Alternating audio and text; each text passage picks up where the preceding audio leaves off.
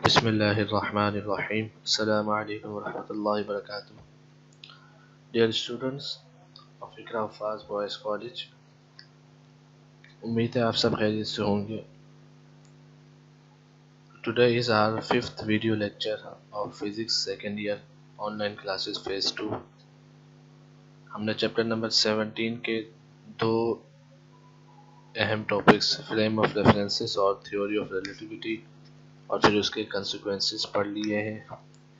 आज से हम तकरीबन 2-3 लेक्चर्स या 4 लेक्चर्स तक न्यूमेरिकल्स करेंगे, कुछ एग्जांपल्स और कुछ न्यूमेरिकल सॉल्व करेंगे इन टॉपिक से रिलेटेड जो हमने अब तक पढ़ लिए हैं। तो आज हम एग्जांपल्स 17.1 और 17.2 डिस्कस करेंगे। आप ये ध्यान से सुनिएगा, इस चैप्टर के न्यूमेरिकल्स बहुत आसान होते हैं और फार्मूला यूज़ होता है। अगर आपको फार्मूला याद है और आपको फार्मूले में जो टर्म्स यूज़ हुई उनके बारे में पता है तो आप आसानी से न्यूमेरिकल सॉल्व कर सकते हैं। बिफोर प्रोसीडिंग, एक अहम रीज़न जो अक्सर पूछ लिया जाता है मैं उस हवाले से आपको बता दूं, limit of speed of material body के can any material move with the speed of light और नॉट। क्या कोई ऐसा मटेरियल है जो लाइट की स्पीड से मूव कर सकता है? नो, कोई ऐसे मटेरियल, कोई ऐसी बॉडी नहीं है जो लाइट की स्पीड से मूव करे। Experimentally, the speed of any massive body can never be equal to or greater than। जब इक्वल नहीं हो सकती तो greater than कैसे होगी? greater than speed of light। कोई भी चीज़, कोई भी मास स्पीड ऑफ लाइट से या उसकी लाइट की स्पीड से ज़्यादा तेज़ मूव नहीं कर सकता। इसको प्रूव करने के लिए हम कंसिडर करते हैं velocity of object is equal to speed of light. फिर देखते हैं क्या आंसर आता है। हमने मास वेरिएशन इक्वेशन को यूज़ किया। मास वेरिएशन इक्वेशन ये होती है m is equal to M not divided by under root 1 minus we square upon C square. ये under root 1 minus we square upon C square ये Lorentz factor कहलाता है। M not is still the same, हमने we की जगह सी रखा तो सी square upon सी square cancel होकर 1 हो गया और 1 माइनस 1 0 हो गया। तो m not upon 0, m is equal to infinity. तो कोई भी मास इन्फिनिटी नहीं हो सकता। इट मीन्स अगर हम ये कहें कि कोई ऑब्जेक्ट है जो कि लाइट की स्पीड से मूव कर रहा है तो अल्टीमेटली उसका मास इन्फिनिटी हो जाएगा और किसी चीज़ का मास इन्फिनिटी नहीं हो सकता, ये पॉसिबल नहीं है। It means speed of any massive body will always be smaller than the speed of light. किसी भी बॉडी की स्पीड हमेशा लाइट की स्पीड से कम होगी, लाइट की स्पीड के बराबर नहीं होती। यानी आसान लफ्ज़ में यूँ समझो कि अगर आपकी स्पीड लाइट के बराबर हो जाए तो आप इंसान से कुछ और ही बन जाएंगे, एनर्जी में कन्वर्ट हो जाएंगे, और ये मुमकिन नहीं है। जी, कुछ फार्मूलाज हैं जो हम इन न्यूमेरिकल्स में यूज़ करेंगे जो हमने अब तक टॉपिक्स पढ़ लिए हैं। पहला है मास वेरिएशन। आपने ये टर्म्स याद रखनी। m means mass of an object in motion. m not means rest mass. वो ऑब्जेक्ट जब रेस्ट में होगा तो उसका क्या मास होगा? v means velocity of object. c means speed of light, ये कांस्टेंट वैल्यू है। इसी तरह लेंथ कॉन्ट्रैक्शन के बारे में सवाल होगा तो हम यही फार्मूला यूज़ करेंगे। इसमें भी लॉरेंट्ज फैक्टर आ रहा है। फ़र्क ये है कि यहाँ पर मास वेरिएशन में ये फैक्टर डिनोमिनेटर में आ रहा है, चूँकि जो मास होगा वो इंक्रीज़ होगा। इस लॉरेंट्ज फैक्टर की वैल्यू 1 से कम होती है। तो अगर ये डिनोमिनेटर में आ रहा है तो मास वेरिएशन के फार्मूले में चूँकि डिनोमिनेटर में आ रहा है तो मास हमेशा इंक्रीज़ होगा, और लेंथ के फार्मूले में ये प्रोडक्ट में आ रहा है, मल्टीप्लिकेशन में आ रहा है। तो जब भी 1 से कम नंबर से मल्टीप्लाई करेंगे तो आंसर लेस देन 1 आता है, तो लेंथ कॉन्ट्रैक्ट होगी, इसलिए लेंथ कॉन्ट्रैक्शन लिखा है। L means length of object in motion और L not mean length of object in rest. Not means rest. Time dilation का भी यही फार्मूला है जिस तरह मास वेरिएशन का फार्मूला है। इसमें t means time in motion, t not means time not at rest.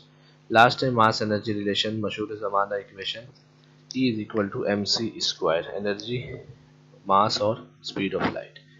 सबसे पहले हम एग्जांपल 17.1 देखते हैं। आप इसे आराम से पढ़ें, गौर से पढ़ें और अपने साथ रजिस्टर निकाल लें, पेन निकाल लें, कैलकुलेटर निकाल लें और साथ साथ इसके डेटा सॉल्यूशन बना के सॉल्व करते रहें। Example 17.1, an electron has a rest mass of 9.1 exponent minus 31 kg when it is at rest relative to an observer।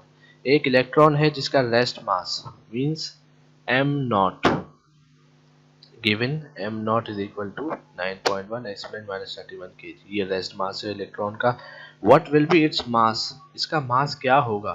When it is moving, जब ये मूव कर रहा हो स्पीड से, किस स्पीड से, 1/2 the speed of light, one 1/2 the speed of light से ये मूव कर रहा हो तो इसका मास क्या होगा।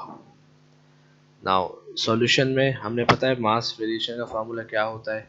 मास वेरिएशन का formula m is equal to m not under root 1 minus we square upon C square.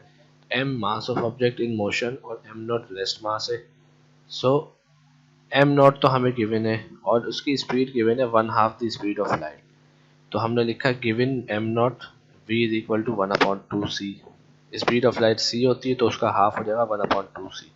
इस फार्मूले में हमने m नॉट की जगह m नॉट की वैल्यू पुट कर दी और v की जगह हाफ c पुट कर दिया।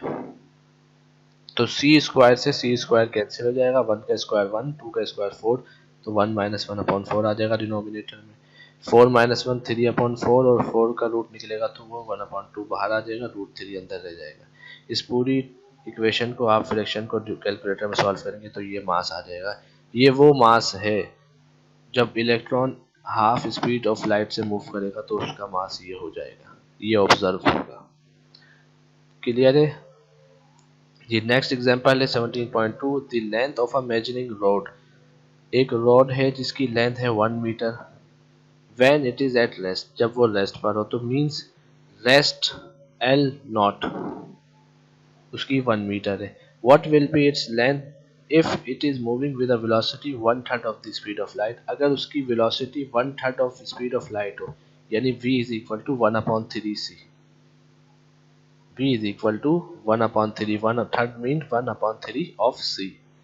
तो उसकी लेंथ क्या हो जाएगी, तो हमें पता है लेंथ कॉन्ट्रैक्शन का फार्मूला क्या होता है, L is equal to L not under root 1 minus we square upon C square. तो यहाँ पर हमें L नॉट तो पता है 1 मीटर और हमें इसकी स्पीड भी पता है 1/3c।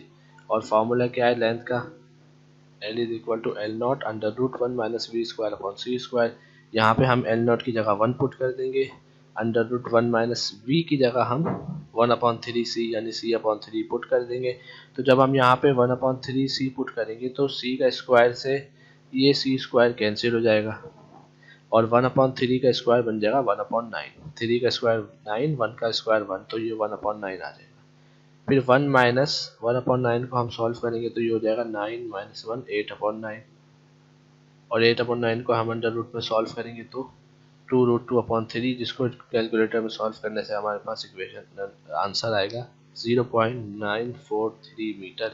यानी अगर एक रोड जिसकी लेंथ है 1 मीटर रेस्ट हालत में, अगर वो मूव करेगी लाइट की 1/3 स्पीड से तो उसकी जो लेंथ होगी वो ऑब्जर्व होगी 0.943 मीटर। असल एक्चुअल लेंथ उसकी 1 मीटर थी। देखें आप, लेंथ जो एक्चुअल थी वो थी 1 और डिक्रीज होके कॉन्ट्रैक्ट होके उसकी लेंथ ऑब्जर्व कितनी होगी 0.943 मीटर। इसे कहते हैं लेंथ कॉन्ट्रैक्शन। तो आज हमारे ये 2 एग्जांपल्स हैं, इनको आप अच्छी तरह समझ लें। नेक्स्ट जो एग्जांपल प्रॉब्लम्स है वो भी इसी तरह के हैं, आसान है। आपने फार्मूलाज याद करने हैं और इसकी प्रैक्टिस करनी है तो आपको न्यूमेरिकल्स करने में इस चैप्टर में कोई मुश्किल नहीं होगी। ठीक है जी, जज़ाकल्लाह, अस्सलाम वालेकुम।